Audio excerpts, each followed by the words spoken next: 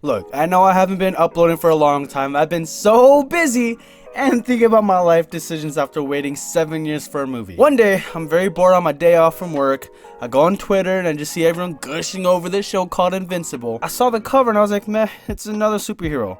Whatever. But I was so fucking bored that day, so I was like, you know what? Screw it. What do I have going on right now? So, just like how I stumbled and fell in love with The Mandalorian, I fell in love with...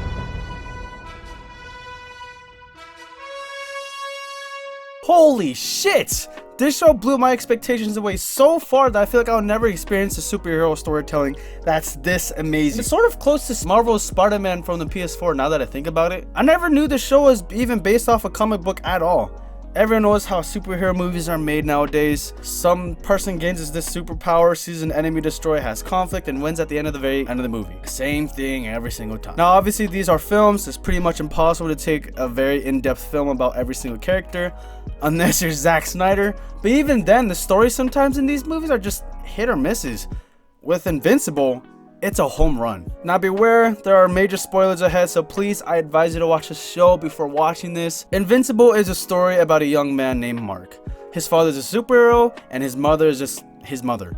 His father, Omni-Man, is pretty much the most strong superhero of all time, and kind of reminisces from Superman. Mark obviously gains his powers from his father and wants to be like his dad. The show seems to be self-aware about the characters being like straight up rip-offs from popular comic book heroes, and it shows. We have like a Justice League type squad from like Walmart. They're named Guardians of the Globe, saving the world, and yeah, some generic superhero stuff you'd expect. But it's not to the end of the episode until you see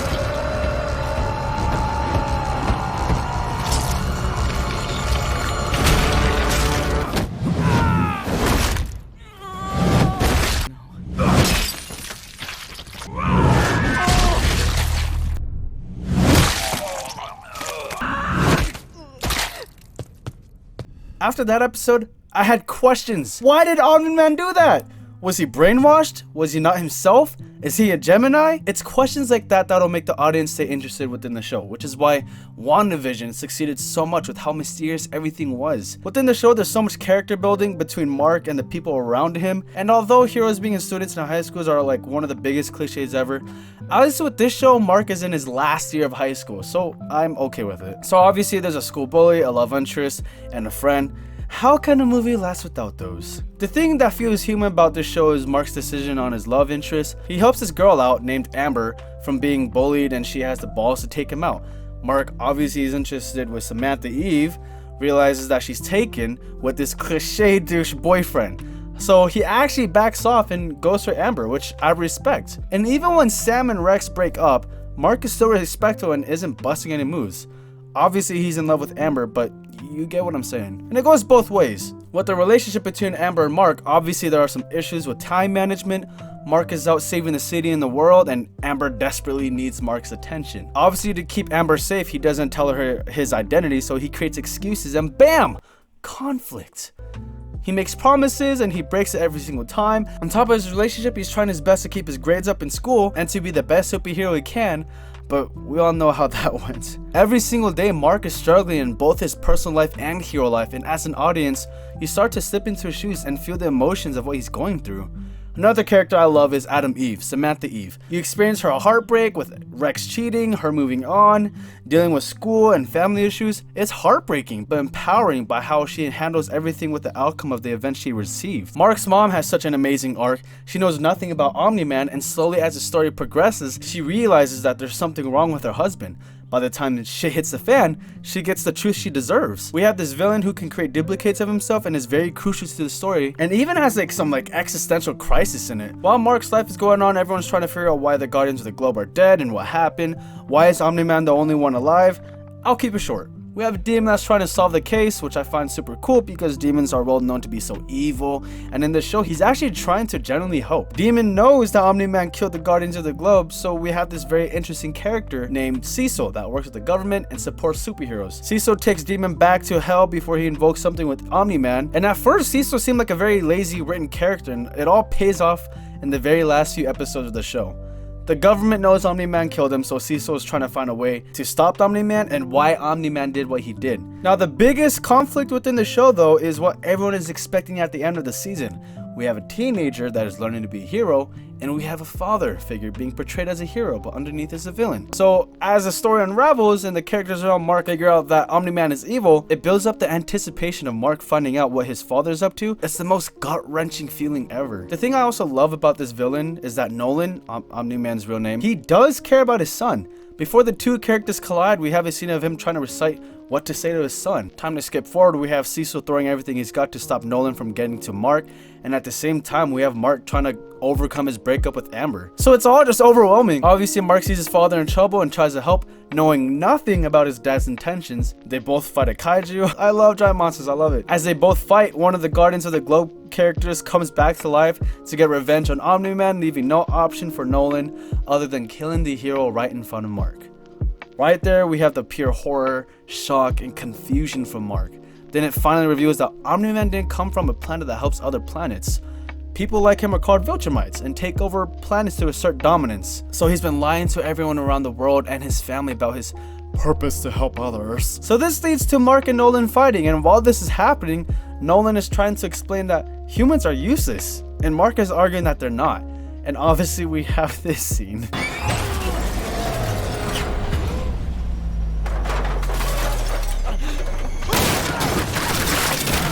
The conversation they have is heartbreaking because we went from I want to do what you do. I want to be just like you.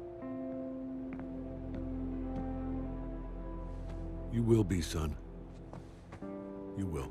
to You're fighting so you can watch everyone around you die. You'll outlast every fragile, insignificant being on this planet. You'll live to see this world crumble to dust and blow away. Everyone and everything you know will be gone. What will you have after 500 years? You, Dad. I still have you.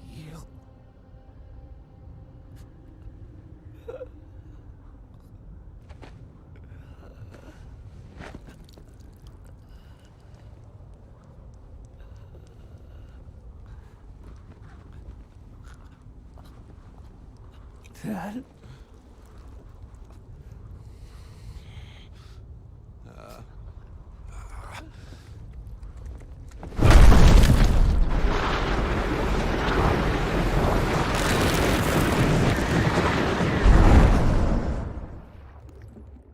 It's the silence that makes the scene emotional. No music, just the sound of the wind and the loud regretful thoughts that Nolan is thinking. Although Nolan has said some harmful things, I come to think of it as a way to deny his feelings. Yes, he is a true Viltrum, but deep down in his heart, he really does love his wife and his son and has a bit of humanity in him. Nolan broke his son's body and Mark broke his father's spirit, and that's what makes him...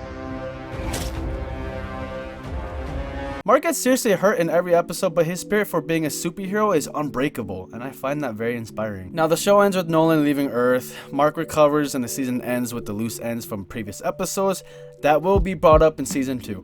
I really hope the next season will show Mark and how he will deal with the PTSD he received from recent events, because I think it'd be powerful to see how he'd overcome mental struggles that he's gonna face. I love the fact that I came to the show blindly, because if I knew about the comics before watching, the shock value for me, it wouldn't have hit for me. It would have been cool to see the panels in motion, but that's just me. The voice acting is done by well-known stars, and every actresses nailed their role to make the characters feel so real and unbelievable, which is so hard to do. So it was nice hearing them here. The music was fantastic. I wasn't expecting to hear Botsy in one of the episodes. There weren't a lot of Ex Machina, so every single fight scenes always felt tense and characters actually had a life to fight for. The lives the heroes are trying to protect actually feel precious. When fighting in a high populated area, you actually see collateral damage and people dying around. It's really dark. You finally get the sense that heroes can't always save everyone, and that's just the cold hard truth that Mark has to go through. Personally, I don't have a problem with the animation. The animation feels nostalgic to me because it reminds me of Ben 10. But knowing that season 2 and 3 are greenlit, it'll be cool to see smoother animations. It's so weird to be so invested with a new universe that isn't connected to Marvel or DC, because growing up, that's all we're shown. I hope in the future we get more superhero movies like this. All these memes and the hype praise are well deserved. Oh, and let's not forget the most memorable aspect of this unforgettable experience, the gore. I grew up with a strong stomach playing Dead Space and violent games as a kid, and I never once in my life had my jaw drop for such a long period of time in any sort of entertainment piece ever. That's how I knew this show did what they did correctly. Maybe it's because we never see stuff like this in superhero stuff at all. We have Deadpool, Logan, Batman, Blade, but I think it's the fact that I'm used to seeing cartoons for kids. Anime is well known for being graphic, so seeing Western-made cartoon produce such graphic and grounded material is honestly the most refreshing thing I've ever seen in a long time. Right now, animation's popping off, and I know Sony Pictures are finally making adult animated films in the future, so I'm actually extremely excited to watch them, but at the same time, I'm very cautious. I still need to watch The Boys, shit. Like I said, I'm very excited for the upcoming seasons of the show. It has so much potential to just grow bigger and bigger. Hopefully the fan base doesn't get too weird. Anyways, thank you guys so much for watching this video. If you did, please leave a thumbs up. Every support means a lot to me considering how much work I do for these and not get paid. Let's go! Honestly, I have a few more essays I'd like to do, but if this reaches at least 10 likes, I'll do them. For the longest time, I've been trying to figure out my passion within life, and it's safe to say that I think I found something I'm excited to do. Unfortunately, that means I won't be on YouTube that much due to how busy I am, but when I get the chance, I'll make videos or even stream on my Twitch. Anyways, thank you guys so much for watching, and I'll see you guys when I get the chance. Peace.